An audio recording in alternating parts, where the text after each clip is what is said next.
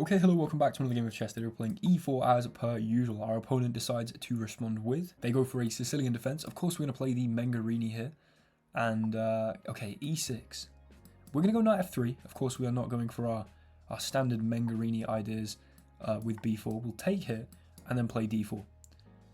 Now, no idea if this is a good opening for me. I think it can't be horrible. They've played h6.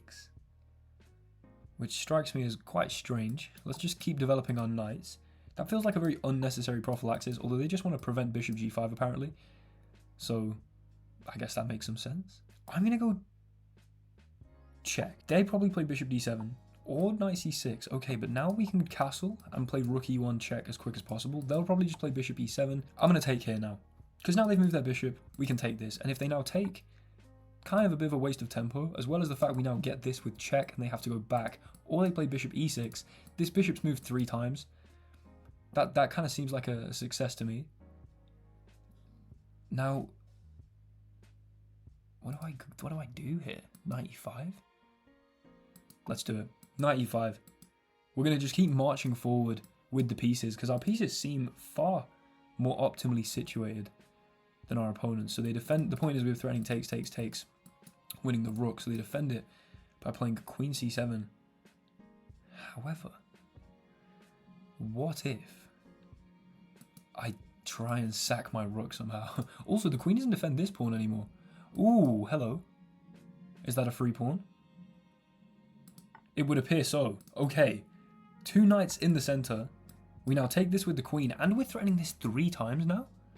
And we're threatening mate. Or maybe not mate, but definitely mating ideas. I mean, I don't really understand how this happened, but okay. Now I can just play takes. Pawn takes, takes with check, queen takes, knight takes. I think we're just completely winning somehow. Now, I don't believe I've earned this win to any extent, but can I do this? Sack my queen. Rook takes. With check. Queen take. Wait, if I take with knight, sack my queen, and then play knight takes, discovered check? Oh, boys, you know what? I could do this and play out a kind of boring game. I want to sack my queen. We are sacrificing the queen because why win if not beautifully? They take the queen. Now, the point is here that I can take on e7. Now, if I do it with the rook, then after queen takes, knight takes, king takes. What's even happened there? I think I'm actually just in a worse position. Yeah, I just have a bishop for a rook. And a pawn, maybe. But, if we take with the knight, the discovered check, they then move, and then we pick up the bishop. Oh, this is so awesome. Okay, I really hope this works. We basically decided to, instead of just win the pawn simply, get a knight, a bishop, and the other bishop for our queen. Now, they attack my rook, and they attack my bishop. That is the problem with leaving them with a queen. It is a very useful and versatile piece. I can play the move knight c3, which defends the bishop and intercepts the queen's view of the rook. Technically, we're up on material here. Oh, this is fun. Okay, I really want to keep my bishop pair. Because the bishops will basically... I mean, a bishop pair can be as strong as a queen if properly placed. I think it kind of has to be knight c3 first, though, which is annoying because it seems like I'm regressing slightly. But then we can bring the bishop here, we can bring the bishop here. We just stay lovely and solid with the minor pieces and just use them to crush this queen. Is there anything else than knight c3? I don't really think so. We're going to just go for knight c3. I mean, maybe there was. This is not the point where I'm going to invest my time now. I think what I want to do instead is develop all my pieces as quick as possible. They are now trying to take, and then take my bishop, which makes a lot of sense. I think I should just move my bishop, probably to d3 just to anchor it down. Wait, but if you take here, you get mated. Boys, they've played this move. Now, if we can read into our opponent's intentions there, likely they're trying to take the knight, pawn takes, and then pick up the bishop. I mean, that seems like a very simple tactic. So if I play bishop f4, oh, I've missed their tactic. But this checkmate on e8 if they take this knight. That is insane. This king is so weak. And so we get to just develop a piece. Oh, that is awesome. And now we get to give this check if we want. Okay. This is great. This is great stuff. Check. King here, check. Okay, I mean, let's just start with this check because it almost can't be a bad idea, I don't think.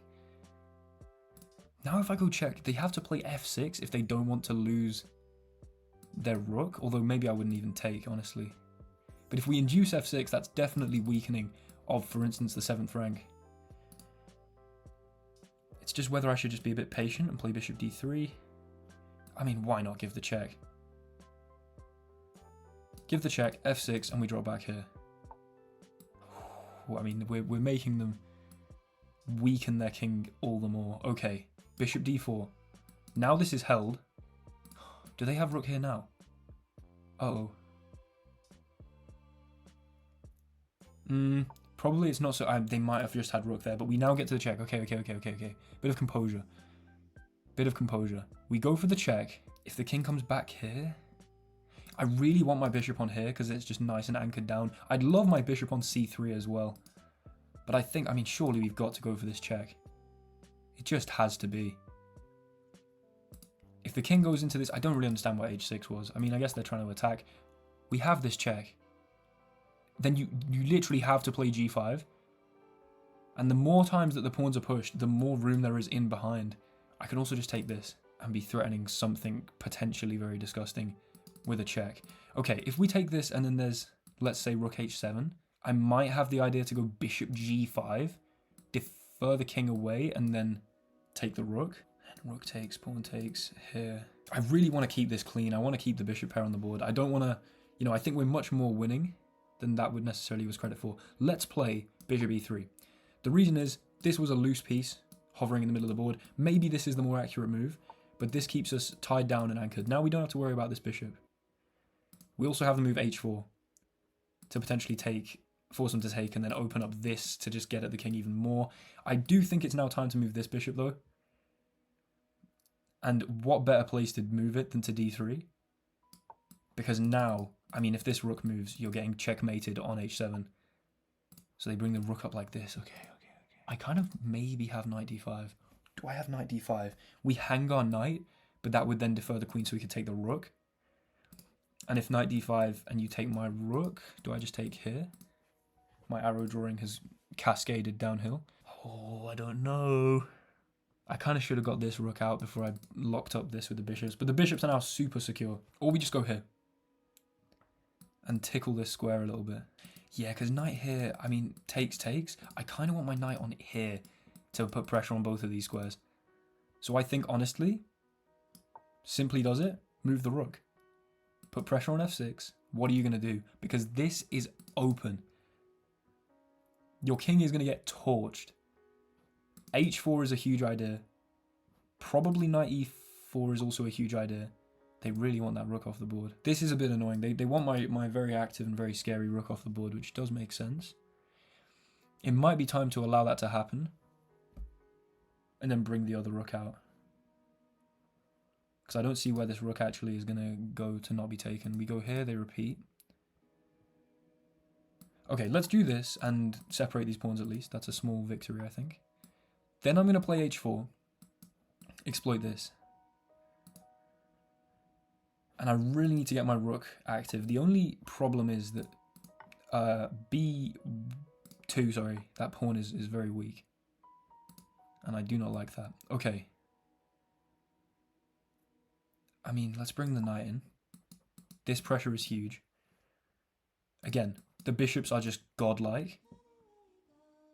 If I can play g3, king g2, and swing the rook to h1, maybe? Things could be looking up. Yeah, they go after this pawn. Extremely annoyingly. Do we have knight takes, rook takes, and then here? No, because I hang my bishop with check. Do I have this straight away? No, because pawn takes. Okay, let's get my rook involved. And hang it in one. Whoa, I need to hurry up. I don't mind losing this pawn. I really don't. Surely I just do not care. Rook f1. Was that a good move? I don't know. I'm doubting myself here. But I like the idea of being able to play f4. In fact, surely it was, because f4 is a really dangerous threat. I mean, we went with h4 and targeted this square. f4, if you take, bishop takes, we hit the queen, we hit the king, and we win that queen. I do think I've let my advantage slip away by trying to sort of anchor down the bishops. f4? Do we go for it? Do we dare go for it?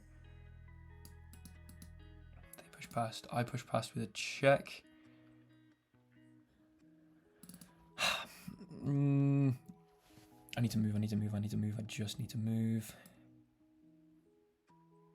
Let's just go here. I want to give some checks. My king is uncheckable. The rook staying on here is quite important, I think. Okay, I just need to keep moving. But this could be very, very dangerous because we'd force it into the we'd force the king into the light squared domain of this bishop. Okay, whoa. Here? They're gonna sack. Because if they don't sack, I get some discovery. Now they maybe take on here. Right, I'm just gonna bring the bishop back. Okay, we have 2 bishops and a rook. Oh, the bishop pair has to be just so strong. f4, please. No. Let's just play g3. I just need to leave this anchored down. Come on.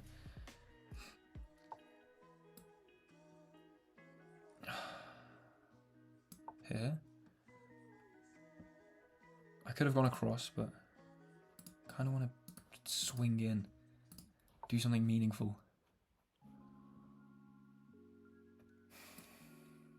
Oh, let's just go. Let's just go in. Why have I not been going for this king? Is the real question. Maybe we can go behind the pawn as well. If this pawn comes off the board, I'm super, super comfortable. Although my 38 seconds on the clock might not reflect that necessarily. Here. They can give me a check. But then I go here and there's no more checks. Check, takes. It's got to be it, right? We have this. Wait, here. Yeah, this works. Because the bishop goes to here and stops the pawn. And if they push, so the bishop can't go there, then we go behind with the rook and that stops the pawn. Oh, yes. Okay. It is time to make a lot of quick moves.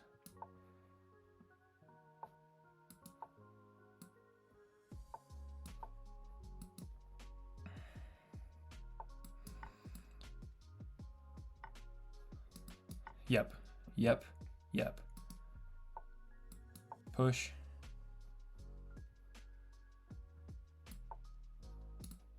Here. Push. We actually hold our own queening square here. This is great. Actually, we can just push. Oh, yes. 8.8 seconds. I need 1. Let's analyze that game. Okay, so here we are in the analysis. If we scroll down, 95% accuracy with 4 inaccuracies. Now, I'm presuming sacking the queen is going to be one of them, but the fact that it wasn't even a blunder, the fact that we were still winning, is awesome. So this is awesome. I feel very, very good about this. Okay, so we open with e4, c5, a3, obviously going for our Menger-Rini prep with knight c6, b4. However, we see e6. That is not to worry because knight f3 here, and we're just in a game of chess. Pretty normal stuff, I guess. We take. I mean, okay, there's no point in having the database open and play d4, claiming the center. Then we go for knight c3. Okay, that was the first inaccuracy. We go for the check, knight here, castle here, then take the pawn, bishop takes, rook here. They go back and knight e5. We actually played this opening really well. And after queen here, knight takes. I mean, we had bishop f4 as well. Wait, we're completely winning after queen here. I guess it makes sense because d5's collapsing. And bishop f4 would have been lovely as well. But we take here, knight takes, queen takes, bishop e6. Oh, I thought for a second the engine was saying that this was the best move. It's the second best move, though. Oh, boys. We sack the queen. That's not even an inaccuracy.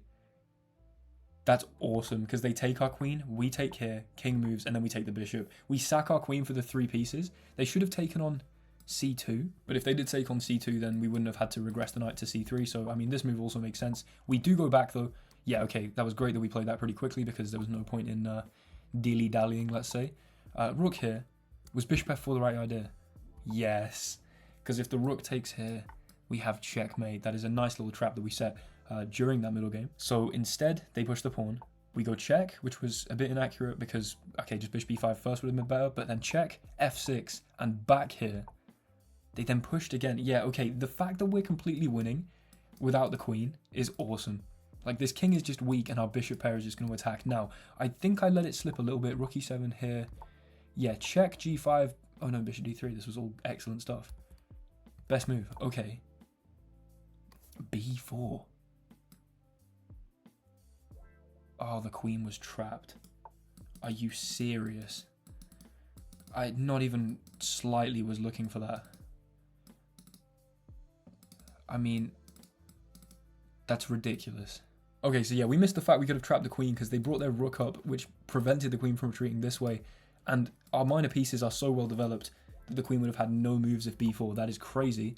However, we traded here.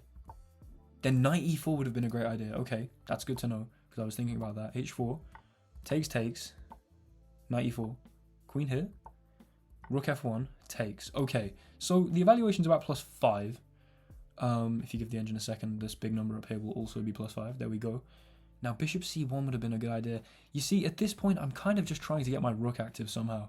So I go for this. They play rook f8, which was the best move. If they hadn't have played rook f8, if they'd like grabbed this pawn, we could have gone check, or even check here, and then picked up the pawn. But of course, we could have gone knight f5 check, forced the king into this diagonal, and then I kind of just imagined there would be a discovery that's really strong. Check.